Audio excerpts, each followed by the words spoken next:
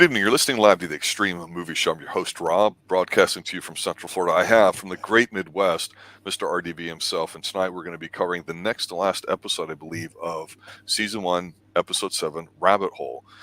This is a show that we've been covering weekly on Tuesdays, which we typically don't do here on the Xtreme Movie Show. And all you extremists out there know that we like to review fun films that we're interested in, but we always kind of like to tie it into things that are going on based from the 80s, which we think is probably our most entertaining decade. Not necessarily best, but that's where we kind of branch off, seeing as I'm the elder statesman in the 80s kids and RDB's maybe 10 years behind. And then we get that kid Pixel who's, brings up the new views, I guess, RDB. Yeah.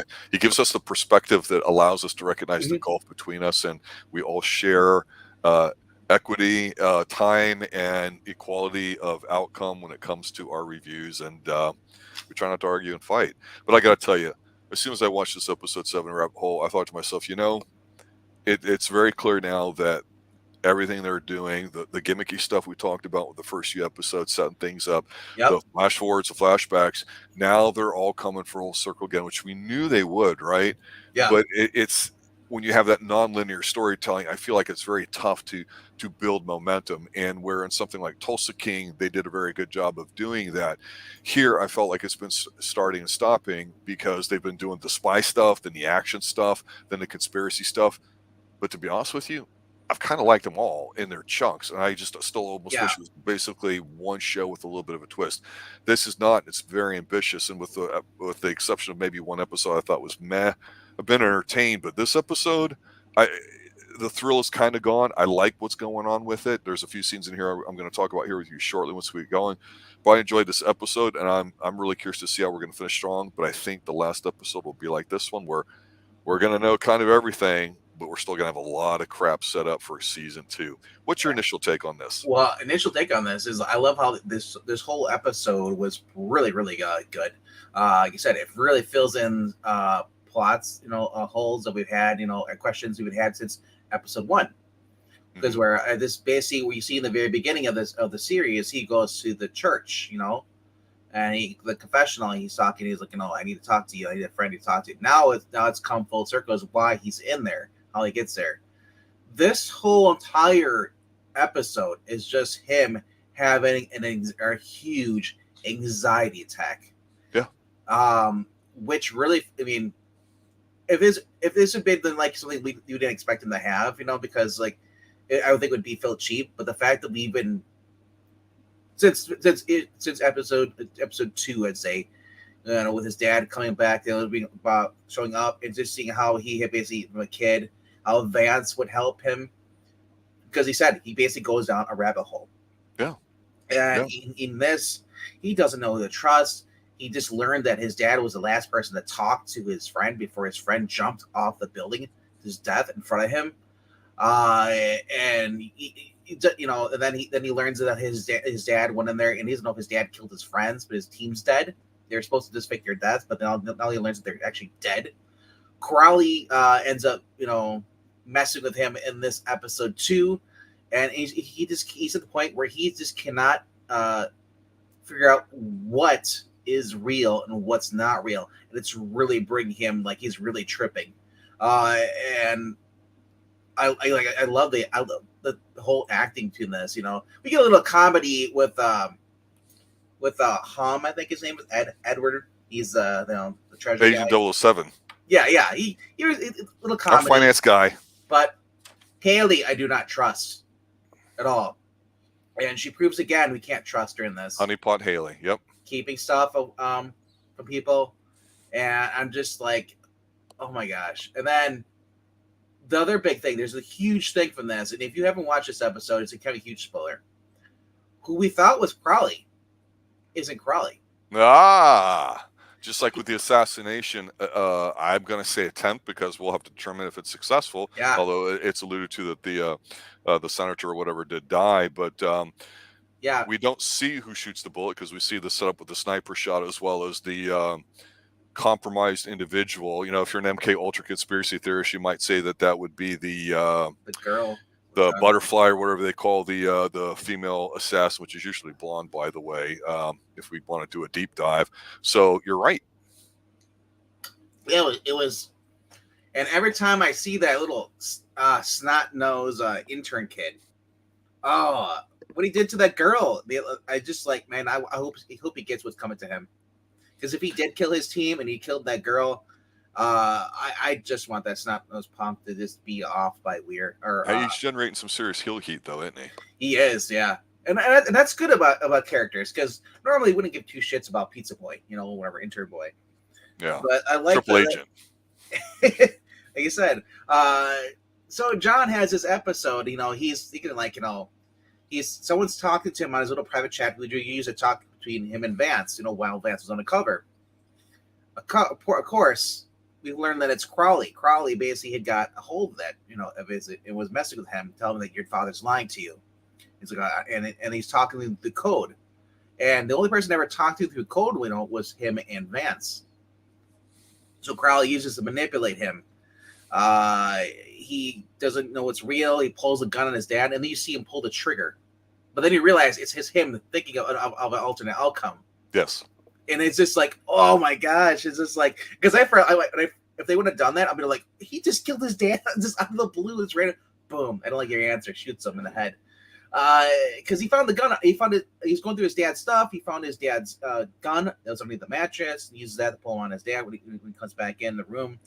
And then they learn about like the whole briefcase, which the importance about that is that basically it's just details everything that Crowley's done. It's basically evidence. Basically, the senator was building evidence against Crowley. Yes. And that's how it was.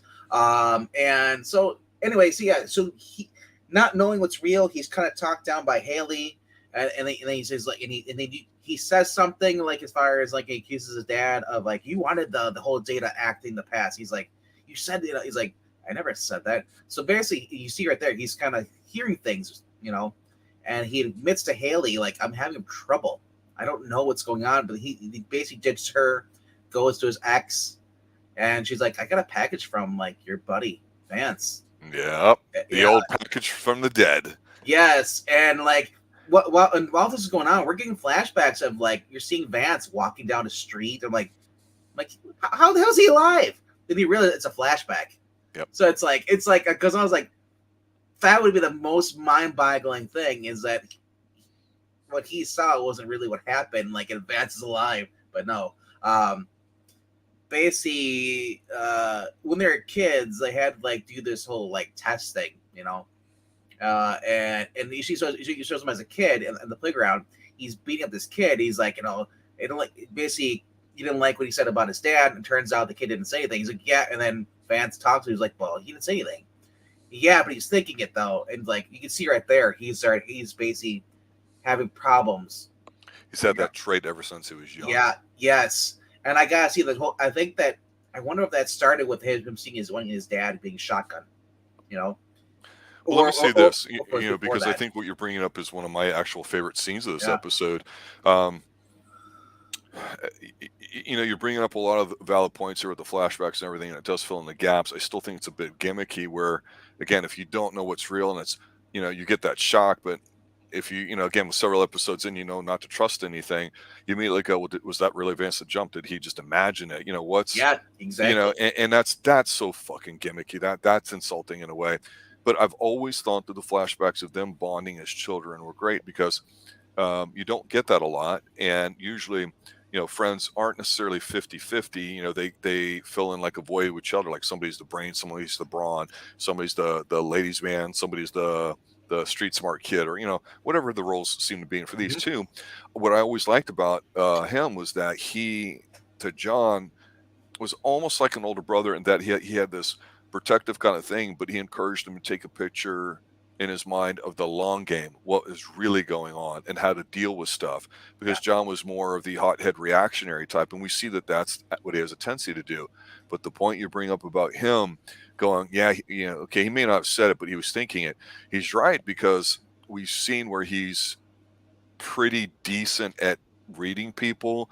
Unfortunately, they didn't go more into how good he is at it, I thought, in another scene or two, just by body language and stuff.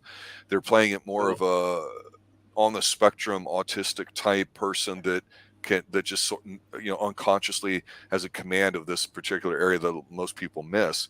And I thought it was pretty telling because it's like, yeah, today in today's world, you don't show kids having fights. Yeah, they talk about, oh, if it's bullying, report it, do all this, be the bigger man, and all that bullshit Mhm. stuff. I like the fact that he's beating the crap out of the kid, but then it's like, well, oops. He was Yeah, thinking it, so yeah, because that's kind of like disturbing, and that was a very good use of, again, showing a trait that he's had since and a kid, how it is as an adult, how it's affecting him now. That's good like stuff. yeah, and like I said, when he pulls a gun on his dad, and like we learn that from Haley that he hasn't slept in 3 days. Yeah, and sleep will kill you. Usually after about 2 days, you can start getting delirious. It's kinda like if you go to bed and you haven't eaten a lot. A lot of people say, "Hey, if I fast or whatever, I feel very clear-headed, I feel very light." It's like, yeah, because 'cause you're passing out, or Yeah, if you go super carb heavy, your and brain starts firing weird, and that's where you get all these trippy ass and dreams, and it's very psychedelic. there's already huge differences in what his dad wants to do when he is and he's being led to believe that his dad has his own secret agenda that he really cares about, and with Crowley messing with him too, and he doesn't know who to trust anymore. He lost his best friend, his friend who basically he confided to and helped him always pull him out of these situations. And like I said, it's like I said, it's an interesting character for Kiefer Sutherland to play. You know, Let me ask you this: why do you think he knows he's a wanted man. He knows he's being watched. He knows just as good as anybody, except for the ones that are really dialed in the deep state with the technology. But bottom line is he's as good as anybody on the planet that knows how technology works, how you're being spied on, how the government uses it. I mean, for fuck's sake, he's basically, well, he made a shadow yeah. guy in it, and he goes to a public place to try to continue on the secret I communication. That's intentional. That's not an oopsie. I think that I know. I think that's actually because he said follows back to he hasn't slept in 3 days, and he's literally losing it. You think he had compromised judgment there? I think it was intentional, though. I really do. I don't know if Maybe, it's to maybe draw out certain players, but I looked at when I don't care on 3 days sleep that he can't be doing it. it That's just could be. not believable. It could be that because he didn't say to Haley, and Haley actually figures out who he is, but she calls him and she hears a thing in the background. She identifies the audio sample, whatever, and then she shows up at the computer store and where he's been recognized. And then at this point, you see Peter Weller's character.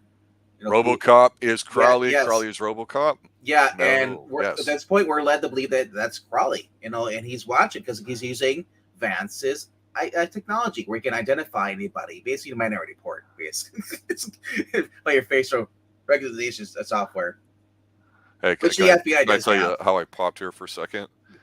Okay, so the FBI agent chick that isn't being taken seriously, I really like how low key she's playing it.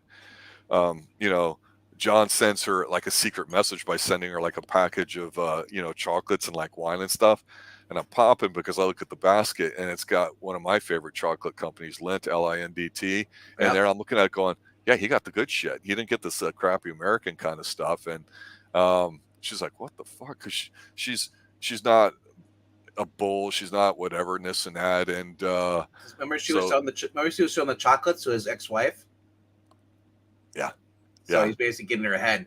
But really, it wasn't him that sent it. It was No, just that was a way to draw no, her out. So I don't know. This has, again, like we talked about the best stuff in the old episodes. It's got the flashbacks when they were kids, part of their characters. It's got a little bit of the spy stuff because honestly, walking into a Best Buy or electronics shop, it's like yeah. that's kind of cool. It's a little bit of attention because you watch everybody If you watch them. This is good stuff. if you watch the what was it, the MCU movie Captain America was undercover. I think it might have been Civil War or something, like where he's undercover, and he goes into the shop and he types in the computer. It's a classic trope we see in a lot of spy shows or movies, especially modern ones. They go into a computer store and they use the internet to search for things while they're basically trying to lay low. Right. Yeah, and and of course we got the guy there. He's like the employee who recognizes him, because he's not wearing his hat. And that was the thing, because he's like, because even RoboCop, Peter Weller guy, so he's like, why is he wearing a hat? What the? He's like, is he fucking with us? Yeah. It's like he wants to be caught. And I thought about that because because we do see the okay when Haley does go find him before she goes to find him. We did see that she basically grabbed one of the thumb drives, the files on so.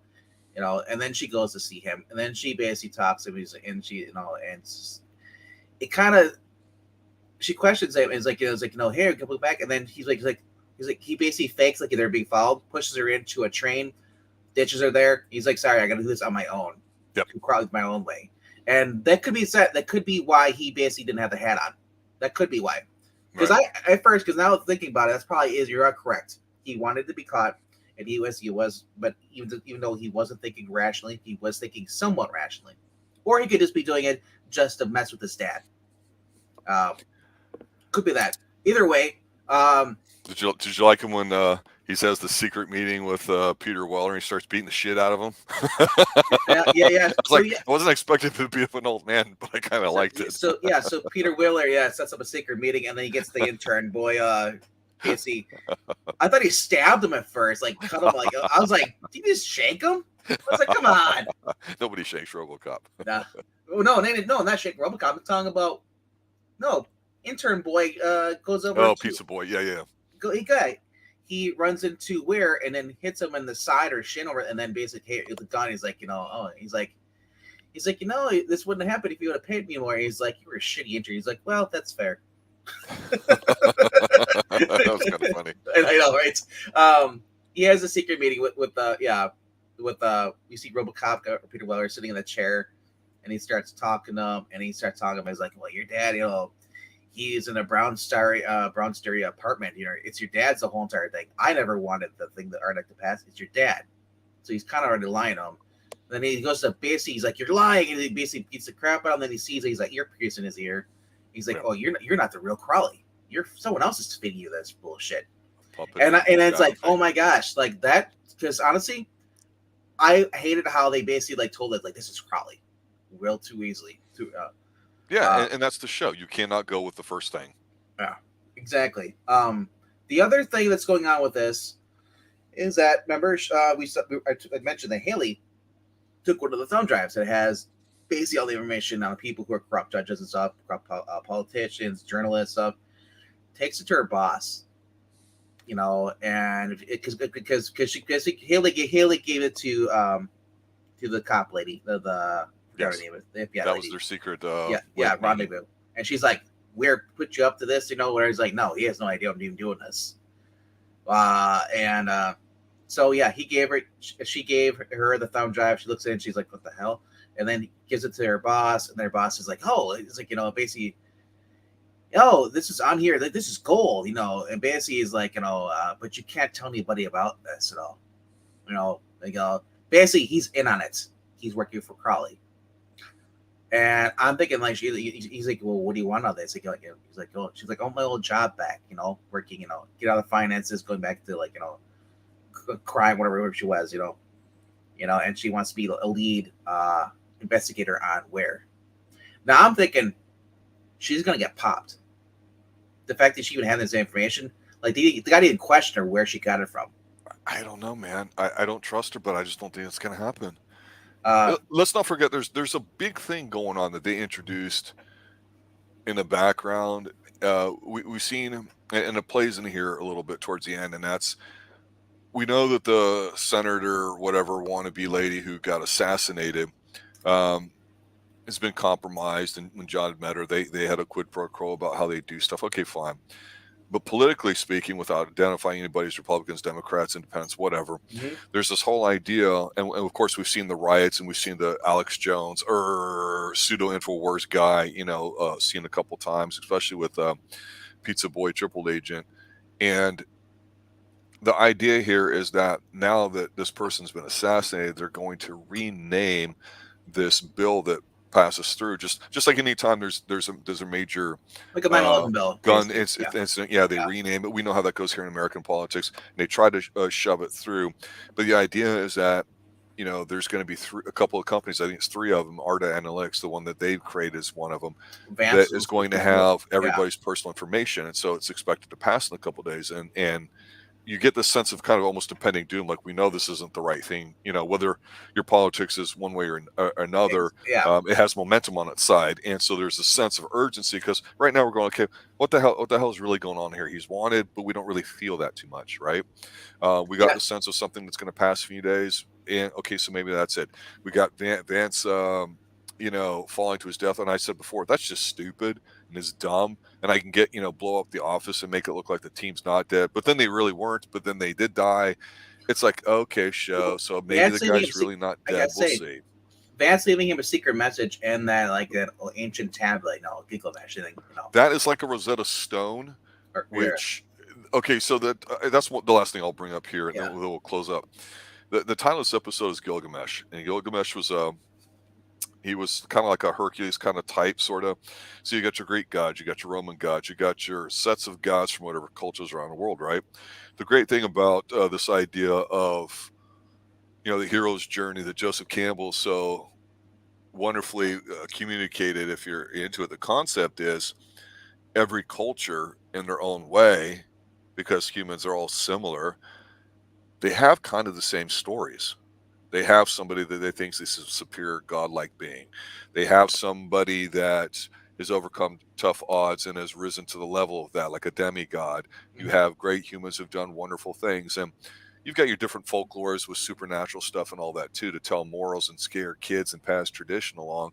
But Gilgamesh was a hero, and his story was captured, kind of written down in tablets, like the way the Egyptians would do it back in the day, but there only some of them existed.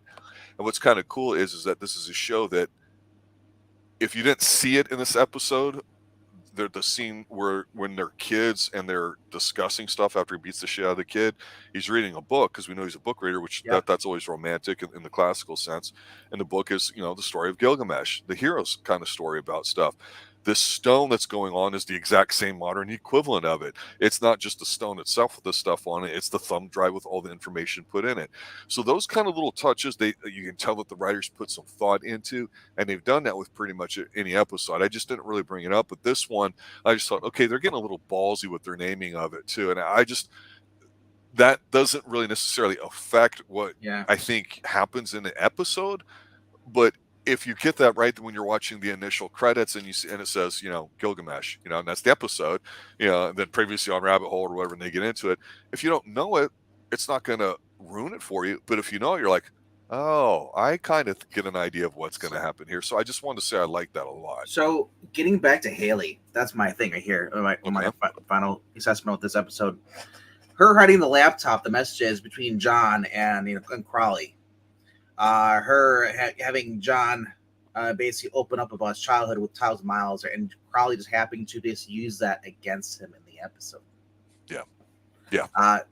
So, and so I said, why would she hide the messages from Ben and basically Ed, or why would she hide all that crap? It's just, I mean, I don't trust her. It's just she seems too good to be true. I'd be really shocked if it turns out that she actually is innocent this whole entire time. But I think the smart thing for them to do is make us keep thinking that she is, but then eventually make us doubt that she's basically that she's a double agent working for Crowley. Because and then at the last second she turns on him. Because that's what I would do if I was doing the show. I'd be like, I want everybody to think that she is, but then eventually she does so much stuff for John to make you think that maybe she's not, and then at the last end of season 2, if they do a season 2, at the end you find out that she is Crawley. It's interesting because a lot of people, when they do these miniature TV shows, 6 episodes, 8, whatever, 10, 12 even, they have story arcs with main stuff and the subplots, and you can rewrite, of course, on the fly and all that. But generally, if you've got a few seasons fleshed out, where you want to go, and you tell a story that way, that's great. But everybody's got to be kind of invested. And so you take a look at something like Game of Thrones. Yeah, you might watch the first few episodes as a spectacle, but then you're like, fuck, get on with it already. And it's the same thing with Westworld and all these other ones. But then usually what happens is after a season or two, the people that are committed to it, it becomes something that takes on a life of its own momentum wise, and the whole water cooler word of mouth bit happens, and then people rush to watch it, and then all of a sudden, it's snowballed to where, oh my god, season 4 is coming out, I gotta watch all 3 seasons to get caught up. It used to not be that way because it was week to week, you had to watch it, and sometimes you would have throwaway episodes, but usually the first few episodes and maybe one or two in the middle, and then towards the end were kind of either related or you had a character that was pretty popular that Yeah. would come back on network TV, and those were more. If you had to get rid of 20 episodes of the Incredible Hulk and pick 5 or 6 of the most important, that season would make sense. But here, again, the momentum's a little different because they're setting up this world, and we are introduced to this core group of characters that we revolve around, which is cool. But damn it, they do intertwine a lot of different ways to look at this, which I think is really good. I think that we've talked about the old man a lot, and what I really thought the cinematography is fantastic in it. I really wanted to go in the aging man trying to deal with his loss of memory, partial Yeah. Alzheimer's, and all that. How to overcome that, I thought would have been a great challenge, but they went somewhere else with it, and I think they kind of let up on that early. But again, the direction of it was great. Here, cinematography isn't so great. It's more about being clever, which at some point, like I say, being clever for clever's sake runs out. You got to have some meat on the bone. Right now, I'm going, if it tastes kind of thin to me, it tastes like chicken. It's not steak. It's not some real nice ribeye. And this last episode needs to flesh some things out to make us go, fuck yeah, I can't wait to the next episode. Or I want there to be one thing where I go, man, I didn't see that coming. Yeah. Because right now, again, after 2 or 3 episodes, we've seen everything that's come on, right? Everything that's Well, happened, just yeah. assume it hasn't. And And you're I gotta right. say, one thing we forgot to mention is the guy, the conspiracy theorist guy, and who's doing the podcast. He Mhm. points out, he says Ed Holmes alive. There's no doubt about it. It's like, this whole thing. He's like, is like, why haven't they arrested Weir, John Weir? It's like he says, I don't think they want to, because there's so much dirt going on. They're lying to us. Right. They're not telling us the truth. And it's just like I said, everything in this series, and the fact it's only 8 episodes. Like I said, I've been loving it up up to this point. The last one was kind of like, okay, it was kind of weird. I didn't care for that much. This one really, like, just like amped it up again.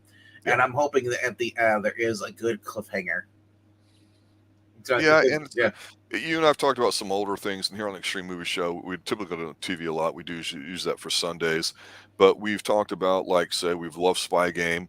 It's a spy movie, right? And yeah, then we talked about like 3 Days of Condor. Great movie. It's a spy one. It's not about guns and explosions and all that kind of stuff. And I think I saw Twitter something floating around, somebody making their own review about the James Bond movie since Daniel Craig took over, and he goes, "Hey, the best Bond movies of Daniel Craig are all those Mission Impossible ones because, we don't care about him being angst and ridden with guilt, and you have to watch mhm, this episode and know what the fuck is going on in the next one because nobody cares." Here, we got introduced to the majority of the characters early on. We kind of understood what their role is, where they're coming from. We don't need to know too much more than that.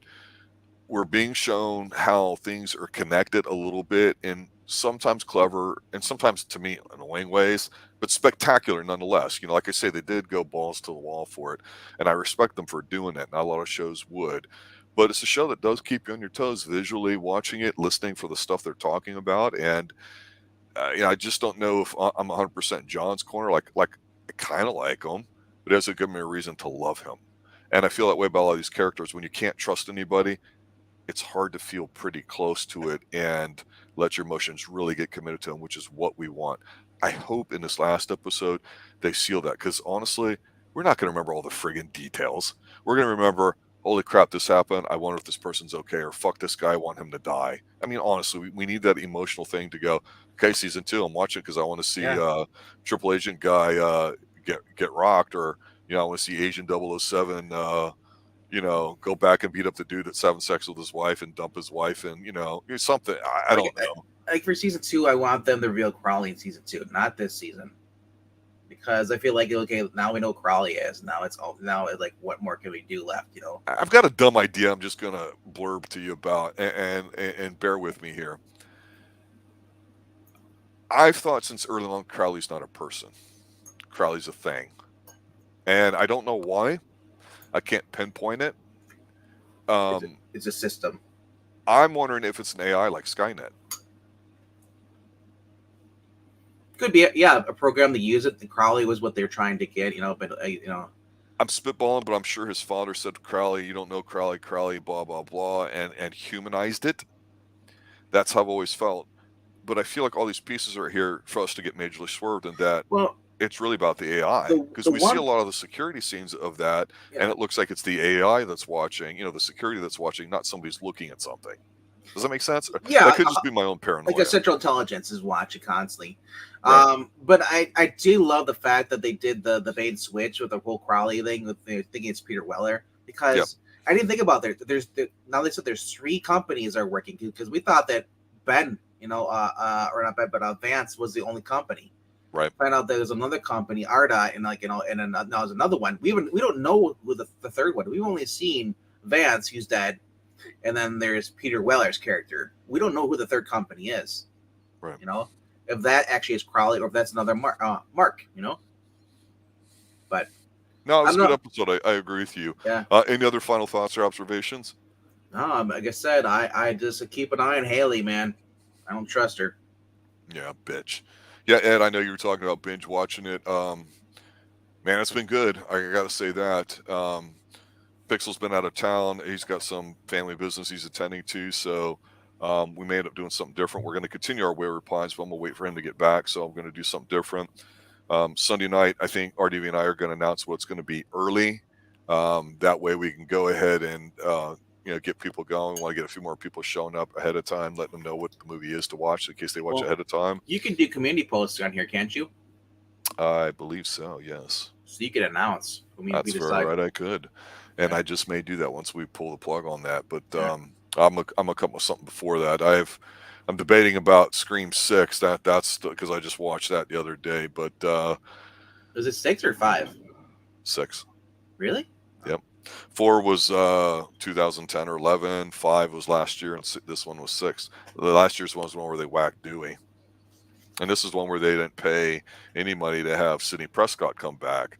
So they did what they did, and I'll leave it at that. I could say a lot of things about it too, but that's for another Extreme. Yeah, great show, guys. Check out Rabbit Hole if you haven't. It's on Paramount Plus. It's entertaining, I think, and if you like that spy stuff, conspiracy stuff, and action, they got it all in every episode. They know what they're trying to do, and they're consistent about doing it. So I think there's going to be something there to capture your attention. It's definitely not a passive show. It's very engaging from the first scene on, and it's definitely watchable, especially with Maddie, who's the FBI agent.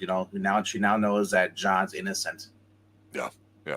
So there you have it, ladies and gentlemen. Yeah. Check it out. Let us know if there's a particular show or a movie that you want to. Thanks for letting people know that we exist. We're cranking up there a little bit. We got a couple more subs this week, which is really nice. We typically don't advertise ourselves heavily, just because this is always just a labor of love. But we're starting to get an audience and a voice, and that makes us want to do more here on the Extreme Movie Show. So until then, I'll talk to you guys later. Remember, stay safe. Have a good night. As always, stay extreme. all the way.